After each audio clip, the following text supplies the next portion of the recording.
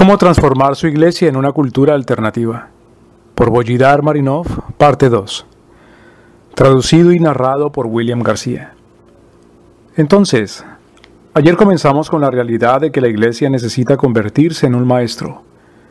Pero no un maestro que solamente enseña al nivel de kindergarten con leche y algunas veces ni siquiera con leche, sino con leche artificial para bebé.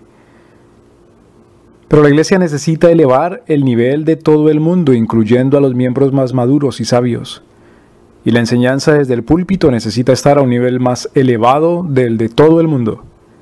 Y en cuanto a la enseñanza de las cosas simples, eso debe ser enseñado por parte de todos, de una manera descentralizada. Porque en una cultura la enseñanza es descentralizada, si es que queremos llegar a ser una cultura. Ahora bien, continuaremos con lo demás que necesitamos hacer de manera que podamos convertir a la iglesia en una cultura. El segundo punto puede alarmarlos a algunos de ustedes, está bien, a mí me alarmó cuando comencé a pensar acerca de ello. Este segundo punto es, la madurez individual y el propósito logran la cohesión institucional. Lo voy a repetir, la madurez individual y el propósito logran la cohesión institucional. En el contexto de algunas controversias recientes en las iglesias reformadas, ha surgido otra vez la discusión en cuanto a los temas como la eclesiología, el movimiento para la abolición del aborto humano y la jerarquía. A nosotros los reformados nos encanta hablar acerca de la jerarquía. La jerarquía es todo para nosotros. Nos encanta a los presbiterianos, a los bautistas, a los reformados holandeses, a los congregacionalistas. Supuestamente ya no tenemos más obispos, ¿no es cierto? Bueno, sí, nuestros hermanos episcopales todavía conservan obispos, pero nuestros ancestros reformados lucharon para que sus conciencias no estuvieran sometidas al gobierno de la jerarquía de los prelados. Nuestros ancestros reformados lucharon guerras completas por esta libertad, hicieron cosas radicales en contra de esa jerarquía de los prelados. Por ejemplo, ustedes saben que el inicio de la Segunda Reforma en Escocia, la cual estableció al presbiterianismo de la manera como lo conocemos hoy, fue liderado por una mujer llamada Jenny Geddes. Ella, cuando escuchó que un prelado inglés introdujo el libro de oración común en la liturgia de su iglesia, le arrojó un banco a la cabeza y le gritó: «Que el diablo le cause un cólico en su estómago, ladrón y fraudulento. ¿Cómo se atreve a decir misa en mis oídos?», y le arrojó su banco a la cabeza. Los escoceses presbiterianos y sus hermanos, los puritanos presbiterianos y bautistas ingleses, lucharon muchas guerras, muchas de las cuales libraron contra los poderes reales y de la iglesia, defendiendo su libertad cristiana. Concepto que los pastores de hoy han olvidado, tanto que aún ya no predican más de este tema. Es irónico que hoy nosotros, los herederos de tan gloriosa doctrina, de que es justo accionar el gatillo en contra de la jerarquía que es hallada inútil y malvada, somos los primeros en insistir que debamos someternos a cualquier poder que diga tener autoridad. Y no consideramos a los cristianos que, siguiendo los pasos de los antiguos reformados, desafían al poder en lugar de permitirle a los poderosos ejercer una falsa autoridad sobre ellos. No hay duda de que la jerarquía bíblica es importante, porque existe una autoridad que es según el temor de Dios. No hay duda de eso. Sin embargo, de lo que nos hemos olvidado los cristianos reformados es que la autoridad, según el temor de Dios, se fundamenta sobre el gobierno según el temor de Dios. En la perspectiva bíblica de la sociedad y de la iglesia, el gobierno fundamental es el gobierno del individuo. Y nosotros los cristianos reconstruccionistas somos aún más culpables porque nuestra perspectiva teonomista siempre enfatiza que la forma principal y fundamental de gobierno es el gobierno de sí mismo. Este concepto viene directamente de la ley de Dios, la cual está escrita enteramente en segunda persona del singular. En la ley, Dios le dijo a cada hebreo en particular: «Yo soy el Señor tu Dios». Tú está en singular, que te sacó de Egipto. Te está en singular. Todos los tú, te están en singular. La ley fue entregada primero que todo y fundamentalmente al individuo como persona. No a sus gobernantes para que la impusieran sobre el individuo, sino que Dios entregó la ley para que el individuo la obedeciera aún antes de que los gobernantes la recibieran.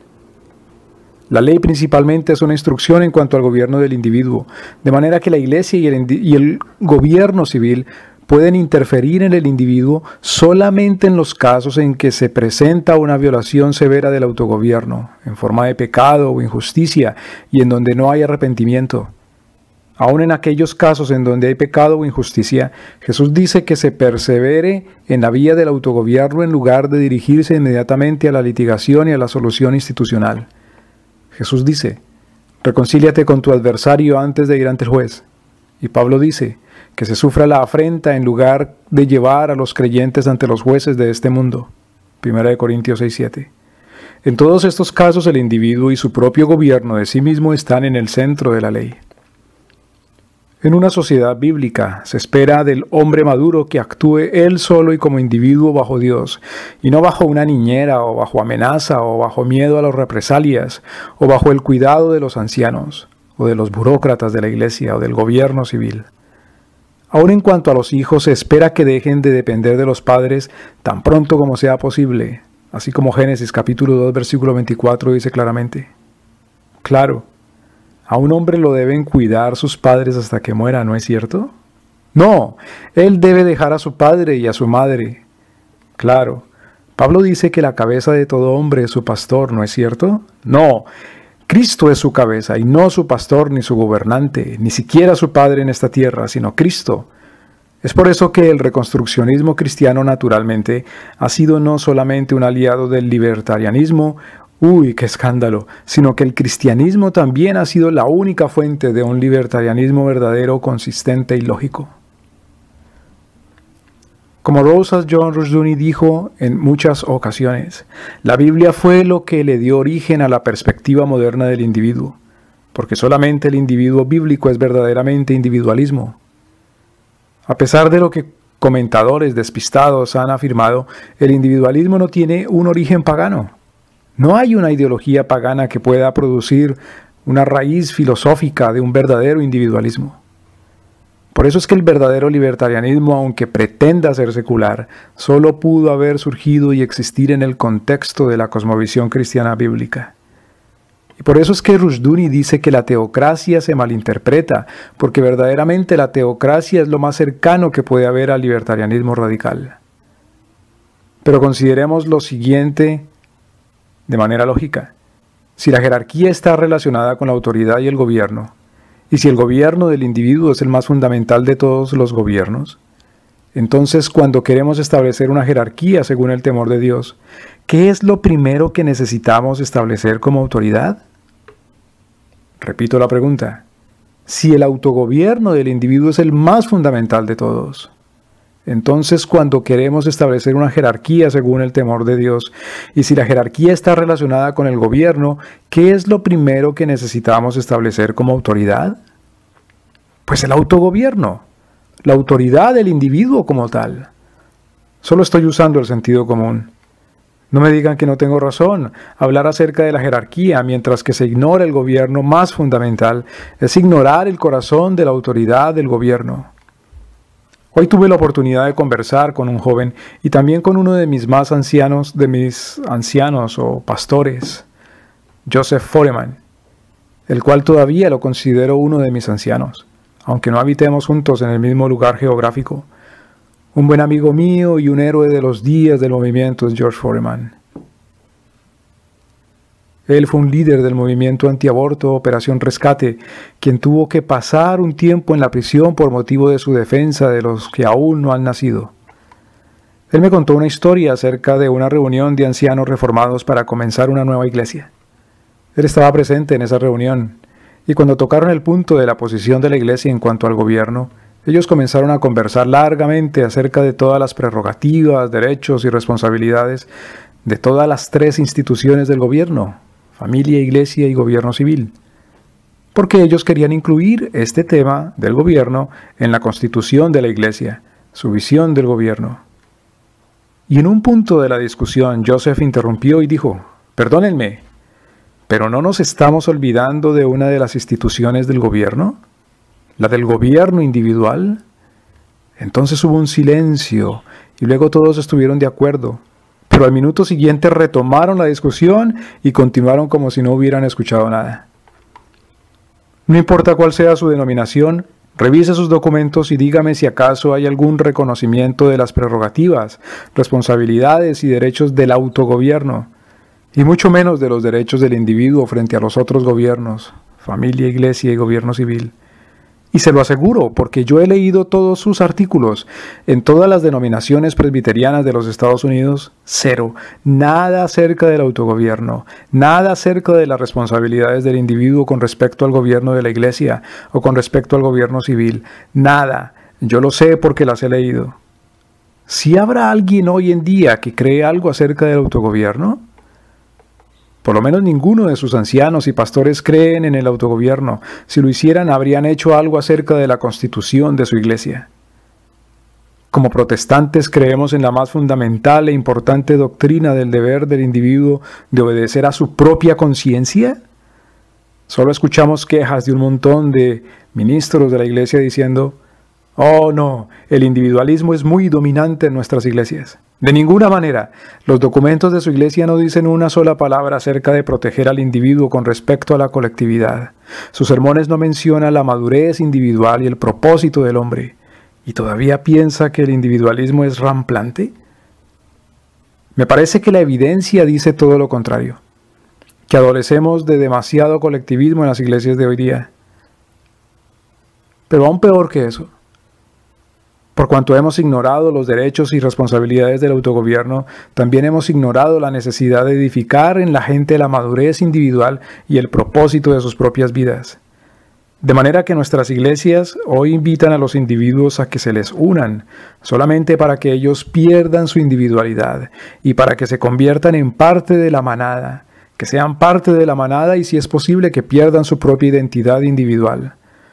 Tenemos en la iglesia programas y estadísticas para que nos indiquen y ayuden a comunicarle a los individuos solamente lo que ellos puedan contribuir a la iglesia, preferiblemente en forma de dinero, pero también en trabajo y esfuerzo. Sí, claro, los pastores también se sientan con los individuos para tener sesiones de consejería, pero solamente para solucionar problemas como crisis matrimoniales, algunos problemas morales y psicológicos. Pero todo eso solo tiene el objetivo de hacer que la iglesia sea más confortable para todos. Después de todo, ningún pastor quiere que su iglesia sea reconocida como un lugar lleno de problemas, ¿no es así? Pero nunca he conocido pastores que se tomen tiempo con sus miembros para descubrir y discutir el propósito individual positivo en sus vidas o su madurez individual positiva. Una vez estuve en una iglesia en donde después del servicio una pareja se acercó al pastor para que oraran por ellos porque no podían tener hijos. También se me invitó para que me acercara a orar por ellos. Entonces, después de orar, me senté con aquella pareja y comencé a hacerles otras preguntas. Sus ocupaciones, su visión, sus expectativas del futuro, el propósito para sus propias vidas, su compromiso con causas más grandes que ellos mismos, que su familia y que su deseo de tener hijos. Y descubrí que ellos tenían expectativas mínimas para su futuro. De hecho, habían tomado conscientemente la decisión de ser lo menos productivos en sus vidas. No les miento, eso fue lo que me dijeron. No tenemos ningún deseo de tener un trabajo en donde se nos pague bien. Queremos quedarnos en un muy bajo perfil, como albañiles o algo así, y no aplicar nunca sus verdaderos dones y practicarlos. Aunque se trataba de gente inteligente. Ellos conocían sus dones realmente. Ellos sabían que eran gente inteligente y aún así habían hecho la decisión consciente de no ser productivos. Ellos no tenían ninguna idea acerca del futuro y eran muy jóvenes. Su edad era como todavía en sus 30s y su mentalidad no era distinta a la de los hippies. Y escúchenme porque esto es todavía peor. Sus pastores nunca hablaron con ellos acerca de eso. Era la primera vez que ellos tenían alguna conversación acerca del propósito, del futuro, de la madurez y la productividad. La primera vez en sus vidas. Sus pastores nunca se preocuparon en descubrir si aquella pareja tenía algún propósito en su futuro. Claro, esta pareja no estaba constituida por personas necesariamente con pecados criminales, pero tampoco tenían ningún propósito. De manera que los pastores estaban mirando en la dirección equivocada, a pesar de que se trataba de una buena iglesia y seriamente reconstruccionista, y los pastores son amigos míos y comprometidos con la obra de reconstrucción cristiana, y son mejores hombres que yo. Una cultura no es creada por los colectivos. Una cultura es creada por la participación individual de hombres con su identidad individual.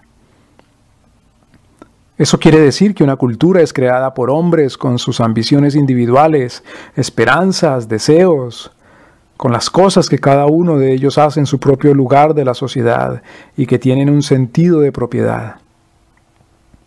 Miren a Israel cuando ellos se movieron hacia la tierra prometida. La tierra fue específicamente dividida para cada familia específica. Esa tierra prometida debía permanecer separada hasta el fin de Israel como nación. Eso quiere decir que cada uno debía tener su porción de tierra. Bueno, si ellos se multiplicaban, sus hijos luego heredarían la tierra dividida. 20 generaciones más adelante la tierra hubiera sido más limitada para cada uno de ellos, pero ese no es el punto, pues aún cada uno tendría la tierra que le perteneciera.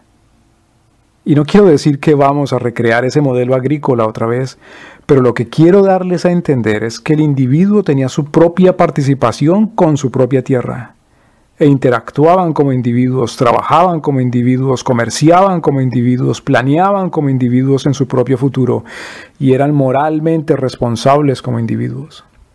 Así y solo así entonces, una cultura puede ser formada y desarrollada. Y cada individuo puede tener su propio propósito, sus acciones son guiadas por su propio propósito.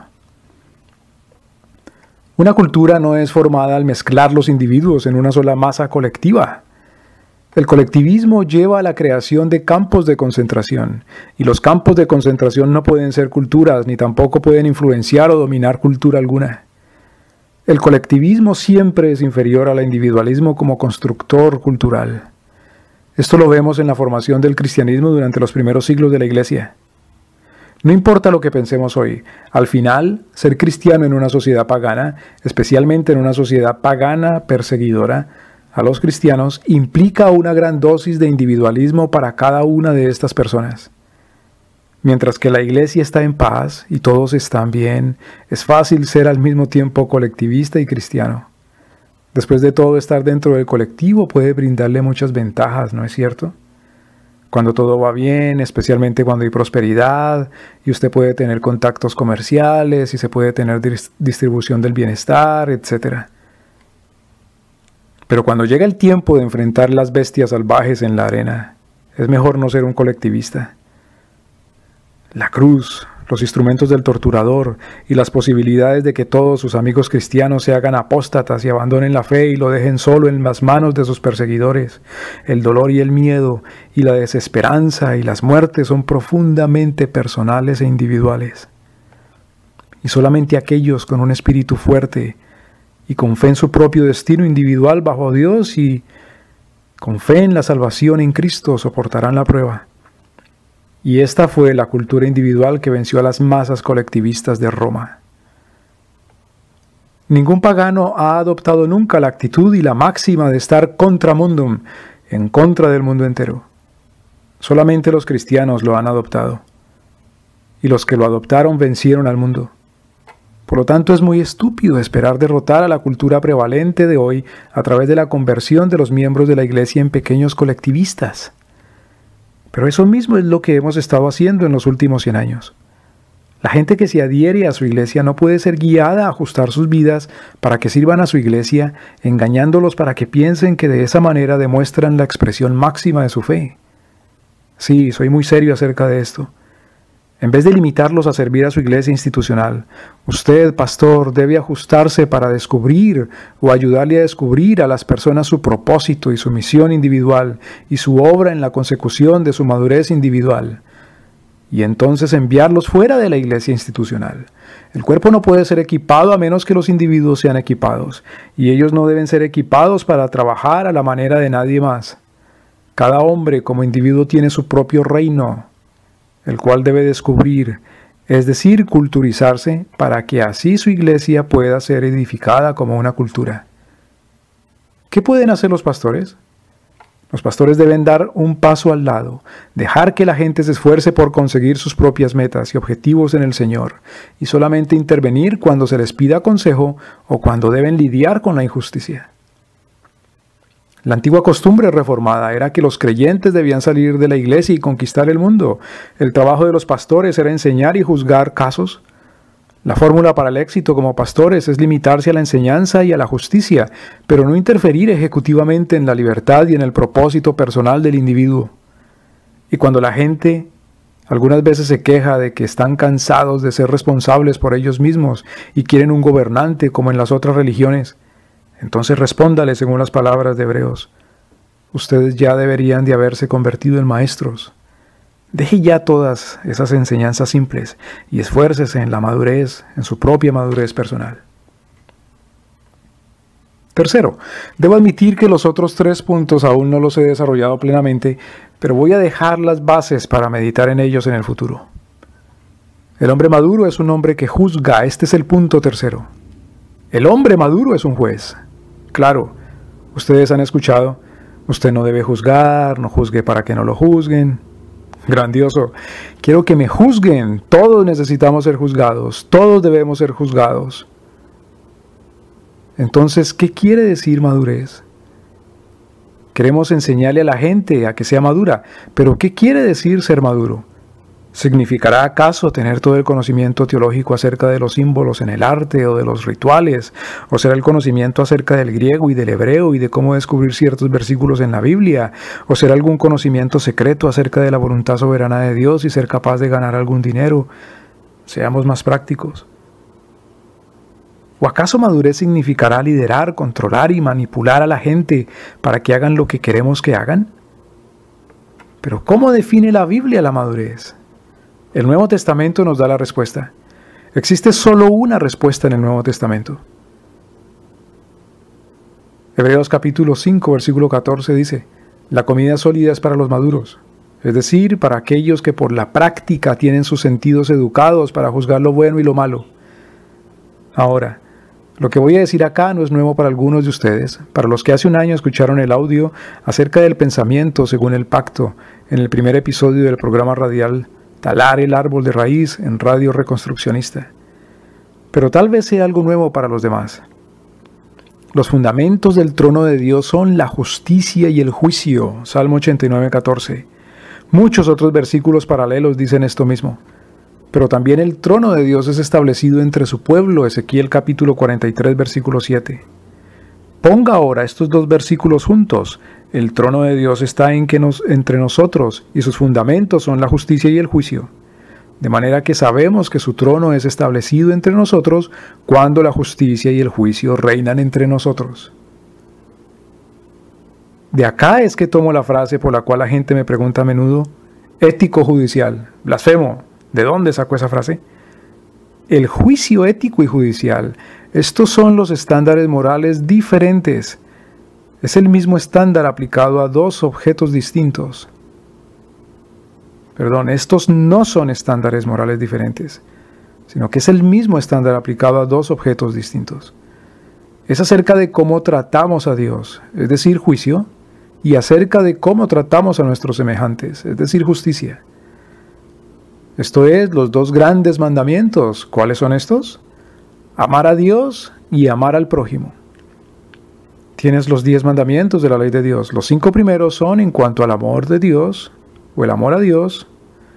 Los otros 5 consisten en amar al prójimo. Ahí tiene el juicio y la justicia. Juicio es el amor a Dios y justicia es el amor al prójimo. Eso debemos hacerlo no solamente nosotros, sino también nuestras instituciones. ¿Cómo trata a su familia? ¿Cómo trata a su familia, a Dios y al hombre? ¿Cómo trata a su iglesia, a Dios y al hombre? ¿Cómo trata a su gobierno civil, a Dios y al hombre? En todos los niveles, este es el estándar de cómo tratar a Dios y a los hombres. Esto quiere decir que el elemento central de la Biblia es la cuestión de lo bueno en contra de lo malo, no la belleza en contra de la fealdad. Yo preferiría que el mundo fuera solamente bello, pero ese no es el punto. Tampoco de lo racional en contra de lo irracional, ni siquiera de lo que es económicamente productivo en contra de lo improductivo, ni de lo intelectual en contra de la estupidez. No me malinterprete, todos estos temas son importantes y tienen sus propios aspectos ético-judiciales, pero son importantes o no solamente en el contexto de los estándares de Dios en cuanto a lo bueno y lo malo. Este es el asunto más importante de la Biblia de principio a fin, el bien en contra de la maldad. Este es el aspecto más importante. Tienes el bien a un lado y el mal al otro lado. Nada más importa en la Biblia. Tomemos por ejemplo la productividad. ¿La productividad es buena o es mala? Se puede decir que la productividad del panadero del barrio es buena, pero la productividad de la cámara de gas de Auschwitz no es buena. ¿Y qué acerca de la belleza? La belleza de una mujer justa es buena, pero ¿qué de la belleza de una prostituta? Es mala, ¿no es cierto? Lo único que no cambia son los estándares éticos de Dios. Cuando Dios creó el mundo, su primera reacción de lo que creó fue una afirmación ética de acuerdo con el estándar ético. ¿Acaso Dios miró al mundo y dijo, ¿es racional? ¿O es bello? No, Él dijo, es bueno. Cuando Dios nos juzga en el día final, Dios dirá si nuestras acciones fueron buenas o malas. Por supuesto, si nos juzgará por nuestra maldad estaríamos en problemas, pero Jesucristo se encargó de nuestra maldad. Pero aún así nuestras obras son importantes. Por eso es que Jesús murió en la cruz, no por nuestras obras feas, sino por nuestras obras malas. Esos juicios de lo bueno y de lo malo constituyen el examen más importante para un hombre maduro, un hombre que tiene sabiduría e imita a Dios. De hecho, esta es la única definición de un hombre espiritual que se da en la Biblia. En 1 Corintios capítulo 2 versículo 15, siempre que escucho a alguien decir tal persona es espiritual o no es espiritual, pienso, este no tiene idea de lo que la Biblia dice acerca de ser espiritual. Hay solamente una definición en la Biblia acerca de lo que significa ser espiritual. 1 Corintios capítulo 2 versículo 15, el hombre espiritual juzga todas las cosas. Cuando ve a un hombre que no juzga todas las cosas, basado en el estándar de lo bueno y de lo malo, entonces él no es espiritual, sino carnal. Y si algo debe establecer el contenido de nuestras enseñanzas desde el púlpito y fuera del púlpito, es enseñarle a la gente en las iglesias y educarlos de principio a fin, cada día y cada semana, en cuanto a lo que significa juzgar todas las cosas. Una cultura se define solamente por sus códigos éticos y judiciales. Observe hoy lo que queda de las culturas.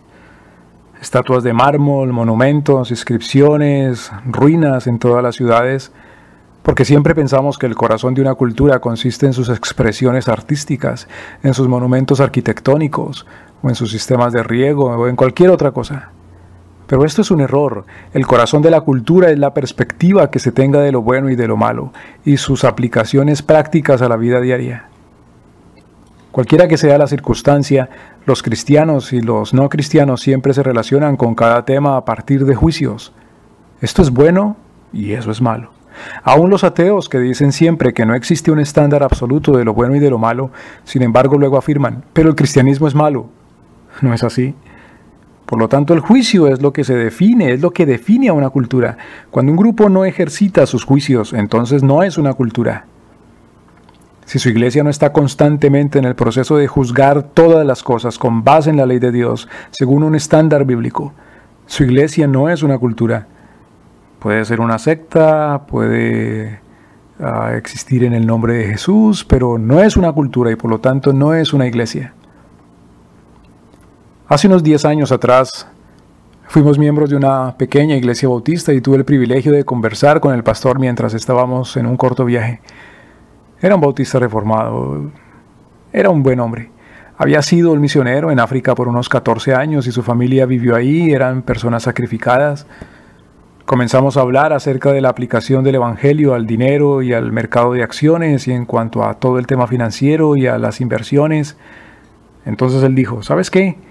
Yo me mantengo alejado de esos temas porque no sé nada acerca del dinero y no creo que el evangelio se aplique a ese tema. Le dije, bueno, pero hay un aspecto en cuanto a lo bueno y lo malo en ese tema. Y él dijo, yo no sé.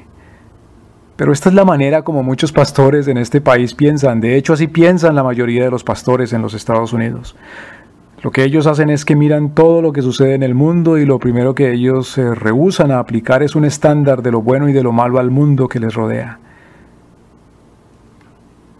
Esto es lo que Rushdoony llama convertirse en irrelevante. En esas iglesias entonces no surgen hombres espirituales. Entonces, ¿qué quiere decir todo esto si queremos convertir nuestra iglesia en una cultura?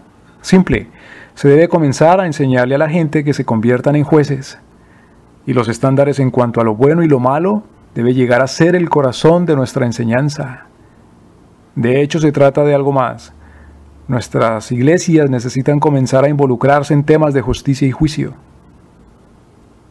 En el Imperio Romano, las iglesias estaban involucradas en salvar a los bebés de los basureros a donde los arrojaban. Obviamente aquello era una injusticia del mismo nivel del aborto hoy en día. Las iglesias en aquel día organizaban a la gente para ir y salvar a aquellos niños de los basureros. Las iglesias tuvieron tanto éxito en salvar y criar esos bebés abandonados que hasta incluso los gobiernos paganos en algunas ciudades le prohibieron a los cristianos aún acercarse a los basureros, porque se dieron cuenta que esta era la manera en que las iglesias crecían. Y esos rescates no eran una cosa que solo ciertos individuos hacían, sino que era el esfuerzo de la iglesia como institución. Si la iglesia del Imperio Romano pudo hacer eso, en nuestro tiempo las iglesias necesitan involucrarse como iglesias y luchar por la justicia en la nación. Esto es lo que está haciendo aquel ministerio llamado el Proyecto Arrepentimiento. Esto constituirá una gran línea divisoria en los Estados Unidos entre las iglesias que de hecho lo son y aquellas que no son iglesias. Lo que el Proyecto Arrepentimiento está haciendo es decirle a las iglesias que tienen que involucrarse juzgando. Para que nuestras iglesias sean culturas, debemos incorporar en las iglesias toda actividad que esperamos que la cultura fuera adopte. Si queremos ser una cultura alternativa, debemos actuar como tal. Muchos pastores dirán que la iglesia no se puede involucrar en el activismo del mundo, pero que los individuos sí pueden hacerlo si ellos sienten que son guiados en ese respecto. Los pastores que piensan así entonces están asumiendo que los individuos se deben involucrar en el activismo solamente en términos del contexto de la cultura del mundo y no en términos del contexto de la cultura de la iglesia. ¿Cuál es, y de hecho ha sido el resultado de esto? Que la iglesia se ha aislado como una secta aislada fuera de la cultura, mientras que la cultura dominante es la que controla el contexto de trabajo de los activistas. Así es que hemos llegado a este punto hoy en día. Y eso es lo que queremos cambiar. El punto cuarto es algo que todavía necesito desarrollar más. La productividad en la historia. ¿Cómo tratamos a los más productivos y a los más pobres? He hecho una conexión que no pareciera obvia para la mayoría de nosotros. Esto es algo que no he visto que se aplique en las iglesias en los Estados Unidos, pero sí en iglesias misioneras en otros países. Por ejemplo, en Bulgaria tenemos algunas misiones entre los gitanos, una minoría menospreciada, a veces con razón. Pero en algunas iglesias, de hecho, ellos están bien involucrados enseñando a su gente a ser productivos, en lugar de simplemente brindarles una experiencia religiosa los domingos por la mañana. Conocí un pastor cuyo principal trabajo durante la semana era tratar de buscar maneras de enseñarle a los jóvenes cómo llegar a ser empresarios. O les ayuda durante la semana a que adquieran una educación en una comunidad en la cual la mayoría de los hombres hasta hace muy poco eran analfabetos. En esa misma iglesia, él trata de hacer lo posible para que los miembros de la iglesia más pobres adquieran lo más básico por lo menos. Hemos visitado su escuela, su única escuela. Estamos hablando de una comunidad en la cual todas las familias viven con menos de $100 al mes. Y eso es en una ciudad en la cual el gobierno ha puesto a todos los gitanos en un gueto y ha rodeado al gueto con un muro de concreto de 4 metros de alto vigilado por la policía. Y aunque ellos no se quejan, así son las cosas. Allí tienen una escuela en la iglesia en donde ellos atienden alrededor de 100 niños solamente que vienen de la calle porque sus padres están ya sea drogados o no les importa a sus propios hijos.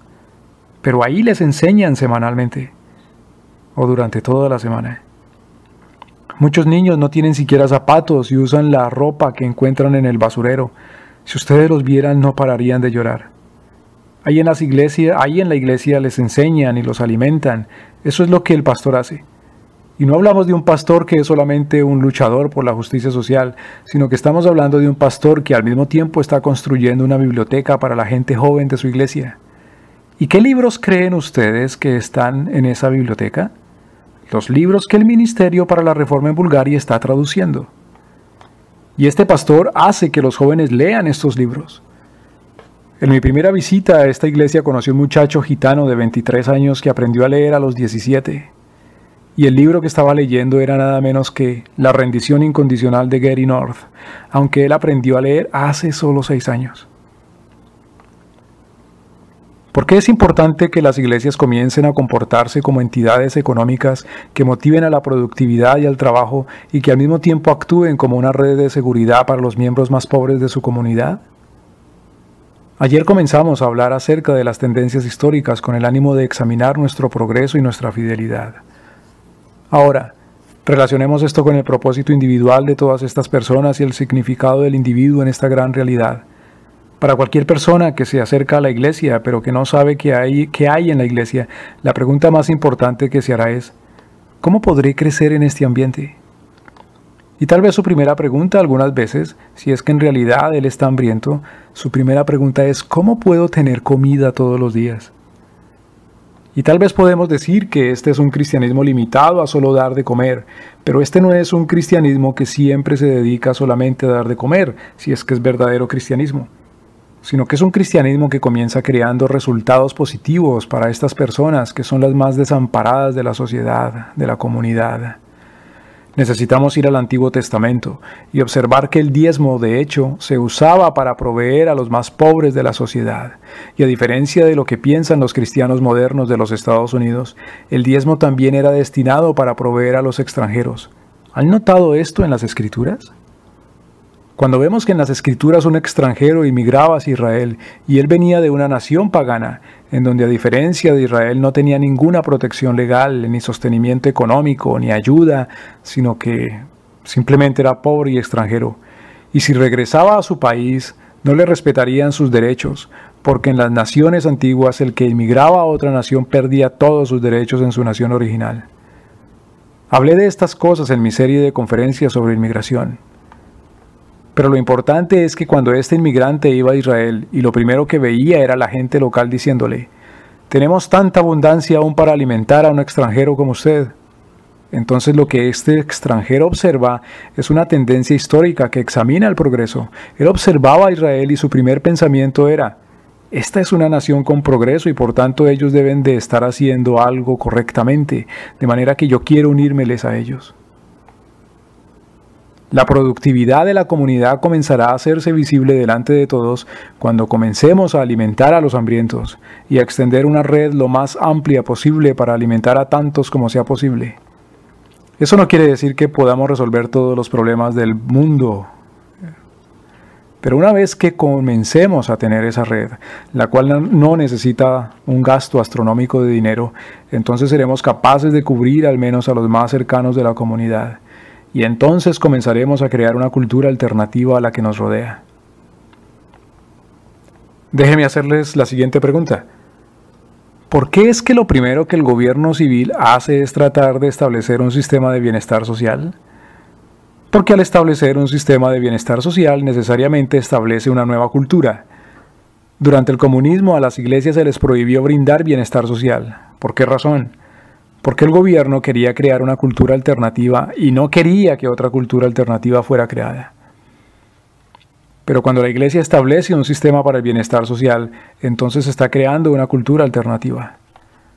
Rosas John Rushdoony enseñó que no podemos pretender eliminar o reducir los impuestos, sino comenzamos a suplir para las necesidades que esos impuestos están supliendo. Y nosotros, la iglesia, si es que queremos ser transformados a la manera de una cultura alternativa, debemos suplir esas necesidades. Y entonces, para hacer estas cosas debemos ir al otro lado del espectro y hablarle a las personas más productivas en nuestras iglesias. Hasta ahora solamente hemos mirado a la gente con poder económico y con capacidad productiva como si fueran vacas para ordeñar. Ordeñarlas para poder llevar a cabo las reuniones y los programas de la iglesia. Y manipulamos a los donantes un poco para que estén contentos en la iglesia y den su dinero y sigan contentos. Y así continuamos. Pero para edificar una cultura alternativa debemos crear un clima en el cual la productividad no consista en ordeñar las vacas para poder proveerles a los pastores y a la institución de la iglesia, sino que la productividad se convierta en un ejemplo para ser seguido como un modelo y que la productividad sea una obligación para todos en la iglesia. Necesitamos esmerarnos en ser productivos, permitir que aquellos que sean más productivos se conviertan en un ejemplo para los demás. Quinto, no he desarrollado suficientemente este punto, por lo tanto no hablaré mucho de esto, pero este quinto punto es que debemos estar abiertos al futuro y no estancados en el pasado. Yo solía pensar acerca de esto solamente en términos del individuo. Y si observan mis conferencias anteriores, me he enfocado en el futuro y en el optimismo acerca del futuro. Por ejemplo, en 1 Corintios capítulo 3, versículo 21, en donde Pablo dice que todo le pertenece a ustedes, dice, el presente, el futuro, todo les pertenece como cristianos. Pero hay una cosa que Pablo nos dice, pero hay una cosa que Pablo no dice que le pertenece a los cristianos. Y es el pasado. ¿Por qué él no menciona el pasado? Porque en Filipenses capítulo 3, versículos 12 y 14, él dice, yo he olvidado el pasado y prosigo hacia adelante. De manera que la Biblia es un libro que se enfoca en el futuro y le advierte a los cristianos que no miren al pasado. Pero hace poco tiempo nunca apliqué este punto a la iglesia institucional. Y cuando comencé a hacerlo me di cuenta que nuestras iglesias hoy están sin esperanza, estancadas en el pasado y no están preparadas para el futuro. Una de las razones por las cuales somos hoy en día tan impotentes es que hace 2 generaciones nuestras iglesias no pudieron predecir lo que tenemos hoy en día. A propósito, los incrédulos sí lo predijeron y se alistaron para ello. La principal expresión de estar estancado en el pasado es la obsesión por estar suscritos de manera estricta a las confesiones de fe del pasado. Hace 5 o 7 años hice una conferencia en este mismo lugar titulada La historia no es más que llevar los credos a la perfección en el tiempo. Una de las conferencias se tituló El filioque. ¿Por qué el occidente es el occidente y el resto es el resto? Filioque es la doctrina que se refiere a que el Espíritu Santo proviene tanto del Padre como del Hijo. Y la otra conferencia se tituló La historia no es nada más que el desarrollo de los credos a través del tiempo. Ahora, piense acerca de esto. A nosotros nos gusta basarnos en los credos humanos, pero los credos humanos son solamente nuestro conocimiento acerca de la voluntad de Dios y acerca de la palabra de Dios en un momento específico de la historia. En aquella conferencia enseñé cómo nuestra fe crece en la historia, y si nuestra fe crece, entonces nuestras confesiones deben mejorar cada vez más y ser perfeccionadas. Entonces la historia es definida completamente en términos de nuestro nivel del conocimiento de la fe, del crecimiento de nuestra fe en ese tiempo de la historia. Cuando observamos a los tiempos de la Reforma en los siglos XVI y XVII, las iglesias estaban tan enfocadas en el futuro que no estaban temerosas de replantear sus confesiones con el paso de los años. Y algunas de esas confesiones aún llegaban a contradecirse entre sí, y la mayoría de ustedes, los que son bautistas reformados aquí, han considerado las diferencias entre la primera y la segunda confesión bautista que se escribieron con una diferencia de solo 40 años. Las 2 confesiones son casi que opuestas entre sí en muchos puntos. Los primeros artículos son similares, pero luego en lo demás pareciera como si la segunda confesión anulara a la primera. Mientras la primera confesión dice que ustedes no están obligados a reunirse en iglesias, la segunda confesión dice que tienen la obligación de reunirse en las iglesias. La primera confesión dice que todos pueden administrar los sacramentos si son creyentes, y la segunda confesión dice que solo pueden hacerlo los ministros ordenados.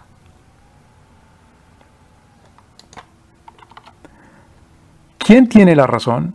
El punto principal aquí es que esta gente tenía el valor de experimentar con sus propias confesiones y con su fe, porque no estaban enfocados en el pasado, sino que miraban hacia el futuro buscando la voluntad de Dios para el futuro, y tenían el valor para hacer todas estas cosas. Y lo hacían así, aun si tenían que contradecirse entre sí, en el curso de muchos años. Esa actitud continúa aún en el siglo XIX y en la primera parte del siglo XX. Por entonces algunas iglesias presbiterianas replantearon pequeñas confesiones locales. La iglesia estaba totalmente enfocada en el futuro y no estaban estancadas en el pasado con la tal suscripción confesional. Pero hoy resultamos en haber cerrado la mente al futuro. Tenemos la mente estrictamente suscrita a la Confesión de Westminster y no se quieren mover de ahí. Claro, cómo no. Ustedes entienden que la última vez que el Espíritu Santo habló fue en el año de 1647, ¿verdad? Y claro, hoy tenemos hermanos más progresistas, los hermanos bautistas, los cuales creen que el Espíritu Santo habló o continuó hablando hasta el año de 1689, ¿verdad? Y tenemos algunos hermanos presbiterianos para los cuales el Espíritu Santo continuó hablando hasta 1727, ¿verdad? Pero eso es todo, esa fue la última vez que el Espíritu Santo habló. Sin entrar más en detalles, acá debemos parar en este punto. Necesitamos regresar a aquel mismo espíritu valeroso que miraba hacia el futuro, tomando del pasado solamente aquello que certeramente es bueno y tratando de cambiar el futuro y anticipando el futuro. No puedo decir mucho más acerca de esto, necesito desarrollarlo. Puede ser en otra ocasión. Déjeme solamente terminar con lo siguiente, para resumir. Primero, otra vez, necesitamos comenzar con el hecho de que nuestras iglesias necesitan convertirse en una escuela para todos, una escuela que enseñe una cosmovisión integral más allá de lo que nuestros miembros puedan imaginar, de manera que ellos superen su propia condición actual. Segundo, lo segundo que necesitamos hacer es enfatizar la madurez individual y el propósito por encima de la cohesión institucional. Es una cosa mala si su iglesia local se desintegra, pero toda iglesia inevitablemente se desintegrará. ¿Podrá alguien jactarse de que su iglesia local existirá en 100 años? No puede jactarse de eso. Pero la madurez individual y el propósito debe ser el producto de su iglesia, aunque su iglesia no sobreviva. Tercero, para que nuestra iglesia se convierta en una cultura alternativa, es necesario enseñarle a todos nuestros hombres a que maduren hasta que se conviertan en jueces, basados en los principios de lo bueno y de lo malo según Dios. El cuarto punto es la capacidad de predecir la historia. Debemos crear una cultura en la cual una red de seguridad sea establecida y la productividad sea exhortada. Una cultura en la cual una red de seguridad y de productividad no existe, no es una cultura. Y quinto, debemos abrir nuestras mentes hacia el futuro y anticiparlo. Muchas gracias.